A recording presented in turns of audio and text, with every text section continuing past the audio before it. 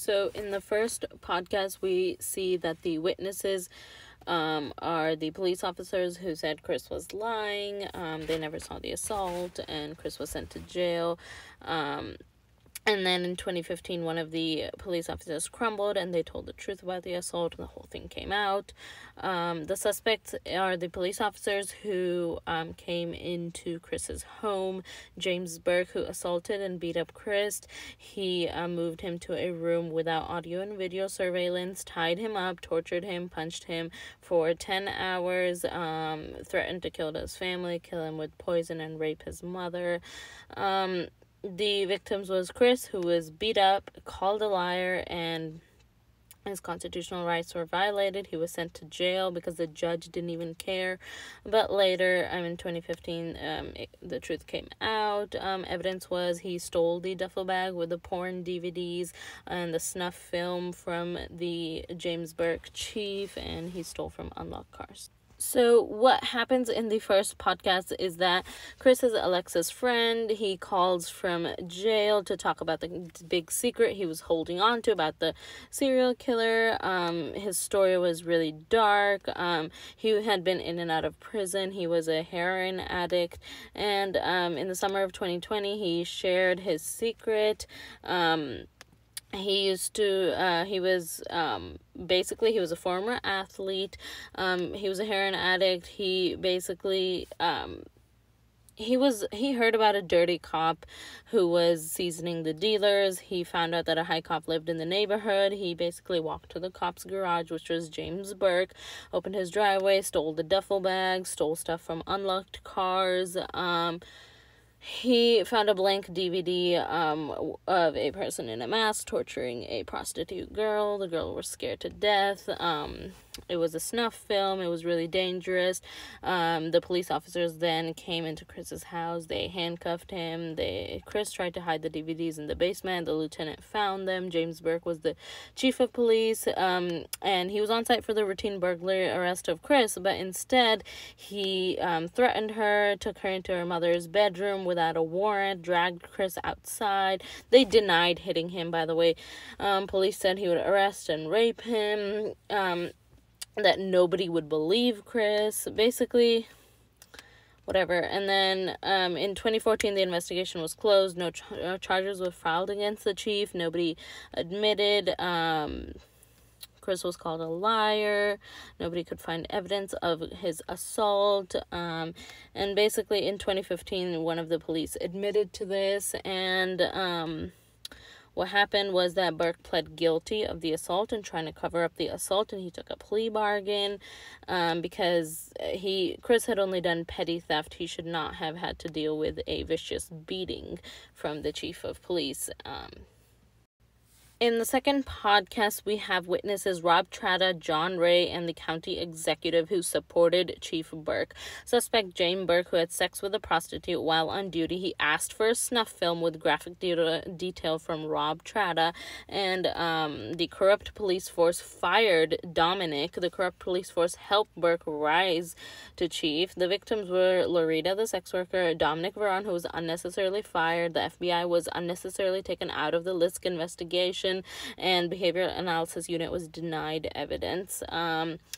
So some of the evidence was the Newsday Public report written by Paul and the leaked Internal Affairs report showing Burke's dirty past. So in podcast number 2, we see that Burke was put in charge of the Long Island serial investigation when the body of Shannon Gilbert was found in December 2011. At a very crucial point, he tried to stall the investigation. Also, the county executive, Steve, knew that he had sex with a prostitute while on duty, and he was not fired.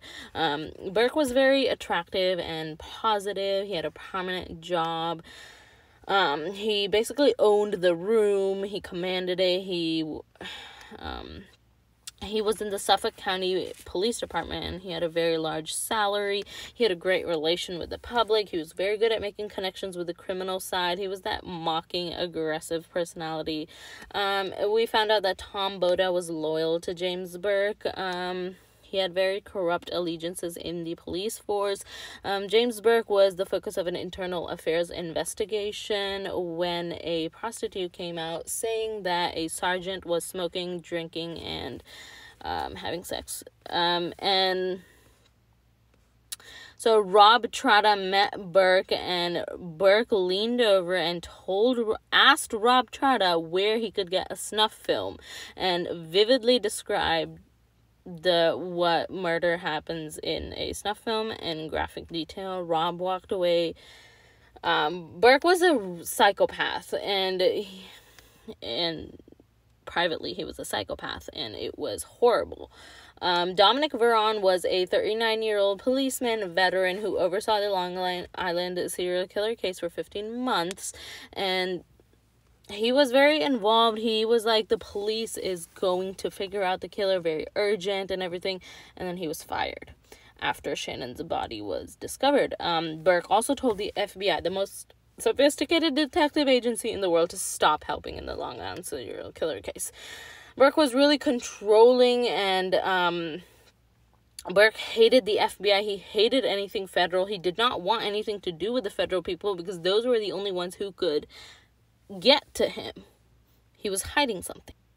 In the third podcast, the witnesses is the father who found his son, Johnny Pius, the kids, and teenager, 14-year-old James Burke, who witnessed and heard Michael telling him that he murdered Johnny Pius.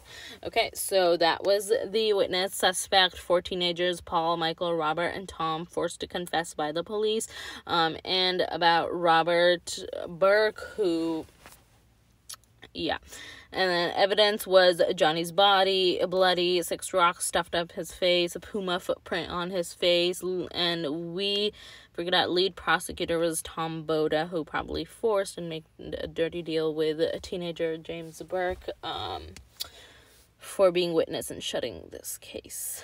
So in Dogwood Elementary School was tucked in a cul-de-sac, empty parking lot. Johnny Pius was a 13-year-old boy found murdered behind it in 1979.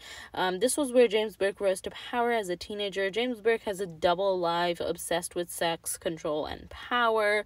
Burke rose to the top through this case. So 13-year-old Johnny Pius left home at 8:15. He rode us back to the school, promised he'd be back in 15 minutes. He was not back. His father went to search for him, found him dead under 2 logs, face bruised, lips swollen, eyes hemorrhaging, lacerations on the neck, brutal beating, 6 rocks stuffed in his mouth.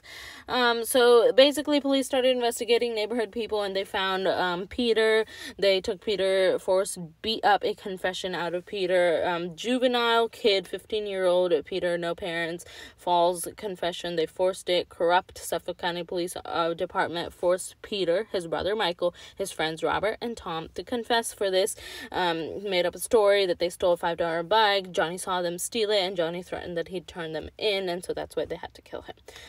8 months later, the 4 teenagers were arrested for his murder due to hearsay. There was no actual evidence. Chief James Burke, as a teenager, ratted them out, saying, yeah, Michael told me that he was drunk and drugged and killed these people. And so kids killing kids, huge eruption in the community. The parents were devastated, and we figure out that Tom Boda was a prosecutor, James Burke was the kid witness, and the confession was forced. The witness testimony was forced. There was no actual evidence, and they basically violated these kids' rights. 4 kids were in jail for that. Tom Boda made a sweetheart deal to James Burke to offer this fake narrative. I'm sorry this video is so long. Please continue watching, please. Okay, I can't shorten it. So Tom Boda alienated the police commissioner. Tom Boda publicly denounced the police commissioner. Tom Boda kept pursuing his multiple persons theory on the List case. And then in 2011, a county executive position was open. Tom Boda pushed Steve to be county executive. A few weeks later, Steve won and appointed James Burke as police chief. So you see the corruption. Okay, so this 4th podcast is super important. Please listen, okay? So the suspect was James Burke, corrupt police. The killer, who called Amanda, Melissa's sister, and graphically described the sexual assault. Victims: 10 Lisk victims: Megan Waterman, Amber Castillo, Maureen Barnes, Melissa Bartholomew, Gilgo 4, Asian male with woman clothing, black woman Peaches, Peaches' daughter toddler, Fire Island Doe, unidentified 4, and then Jessica Taylor and Valerie Mack were the Manual 2, and then unsure is Shannon Gilbert. These were petite women, pretty women, same level of sex work, all foreign to the area, all looked to escape sex work. Financial circumstance pushed them there. Last seen in the summer, offered large sums of cash for their services. Their dead bodies were found in Ocean Parkway, Gilgo Beach, and burlap sacks, and Oak Beach sex parties were discovered by Gilbert's 911 call, which Burke and other high-ranking officials attended with younger prostitutes. Okay, so first 4 dead women: Megan, Amber, Maureen, and Melissa. 22-year-old Megan Waterman mysteriously vanished after a Holiday Inn hotel. Jacqueline was a reporter that learned that Megan was a single mom struggling to make ends meet, turned to sex work. She came with her boyfriend. Boyfriend was arrested. Akin Cruz, boyfriend, arrested for transferring Megan across state lines for sex work. She had a Craigslist ad. People were not sympathetic about her death. Former Chief Dominic was notified about the 4 bodies in the Ocean Parkway. None of the bodies would have discovered if it weren't for Shannon Gilbert's 911 call. 27-year-old Amber Castillo lived 10 miles from the beach. She was recently divorced. She worked as an escort and a waitress. She struggled with heroin addiction. She was sexually molested when she was 6 years old and offered $1,500 for her sex. 25-year-old Maureen Barnes had been missing for years. She'd been out of the sex industry for 7 months, just returned on an eviction notice. She called her sister from Manhattan Penn Station, and she went. 24-year-old Melissa Bartholomew recently moved out. She finished high school. She was going to cosmetology. Big-hearted kid. Last seen in July 2009. She had a $1,000 date in Long Island. And then basically the killer called her sister Amanda a whore and a lot of other stuff. Sadistic, cruel, extremely sadistic, controlling phone call. Dominic was literally, he was so sadistic, graphic detail in his phone call. Kritzia was friends with Melissa, and they basically interviewed her. She talked about how Melissa left and how sex work was really emotionally problematic. And then a 5th victim was found on March 29, 2011. This 5th victim was an Asian male. He, John Doe, died due to blunt force trauma. Killer might have got angry, thought he was a woman, realized he wasn't. A garbage bag near a green plastic trailer dumped in Hempstead Lake State Park. Woman's torso from 1997 with a peach tattoo on her breast. She was Peaches, and her skeleton remains of her toddler were found nearby. Last victim was found, last of the unidentified 4 found on April 11th. Only the skull and the legs. Fire Island Doe. And then 2 more victims who were dismembered, decapitated, buried hands and heads in Ocean Parkway. Jessica Taylor and Valerie Mack. Their torsos were buried in Manorville in 2003. So he basically cut up the bodies, buried them in different parts years later. So you kind of want to think it's one killer because it makes sense, but we don't know if it's 1 or 2 or more. But his choice of Ocean Parkway made him really cunning, really, good. Shannon Gilbert was basically heading to the Parkway. She was trying to get out of the area. She was the 11th victim. She moved to the big city. She wanted to become a singer. She turned to sex work. Her driver, Michael Pack, drove her. She came out delirious, upset, banging on the residents' doors, calling 911, just outrageous, overwhelmed. Basically, then they discovered the Oak Beach sex parties, and basically an Oak Beach resident, Dr. Peter Hackett, had made a call to Shannon's mother about basically Shannon, and then police investigated Hackett, and he knew about the X-rated sex parties and drug sex parties where high-ranking policemen mingled with sex workers at Oak Beach. Okay, sorry this is long. Podcast 6, please listen up. Steve was a witness. Steve, county executive, who let James Burke, a sociopath, run for chief 2 years. Suspect, James Burke, who wanted to subpoena a cell tower. Victims, Gilgo 4, unidentified 4, Manual 2, Shannon. Alright, evidence, belt with the letters HM or WH were released. Shannon's 911 calls were released to John Ray. DNA analysis identified Valeria Mack, and they were relying on MVAC technology and cell phone analysis. Okay, so Oak Beach had something to do with the Lisk investigation. Secret sex parties took place just a few miles from where the dead women were found. So Jane was one of the people who had first had sex with James Burke. She came to the party as a college girl. She knew he was a cop. She didn't know he was a chief. James Burke was really aggressive. He threw money on her face. He said nasty things to her. It was quick. It was dirty. And then at the parties, girls were younger and hotter than the older men, was their typical dynamic. Most of the sex working clients were similar to Burke, and that's why it's very dangerous. They owned big law job, big corporations. It's a really sick, broken system that James Burke was allowed to become a chief and a powerful cop.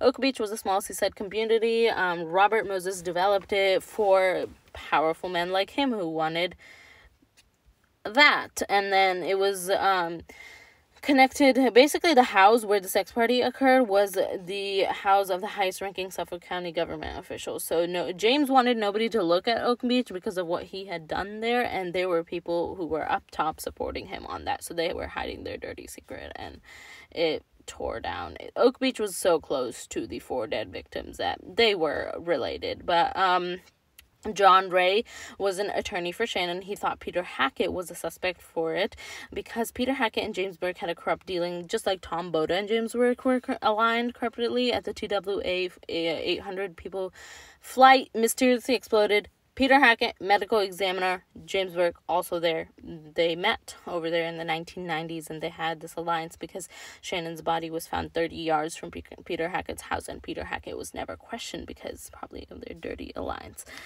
So is the chief of police actually involved in Lisk murders? We don't know. Okay. So basically in podcast 6, Tim Sini is the new police commissioner. They have a whole new police thing. I don't want to make this too long. I'm just going to end it with saying that, a lot of evidence is not being released. They are hiding stuff. They are not transparent. So even though John Ray got to watch Shannon's 911 call, nobody else did. And that came from a really hard court case. He finally got to see that call. And you could see that James Burke, Tom Boda, all of them enjoyed messing with people's lives. And Steve, the county executive, he let Burke be chief. He let a sociopath be chief. Okay, and then so the victims were, I already named the 10 victims. The suspects were John Bitroff, James Bassett, Peter Hackett. There could be multiple people. There could be an unknown person, and it could be James Burke.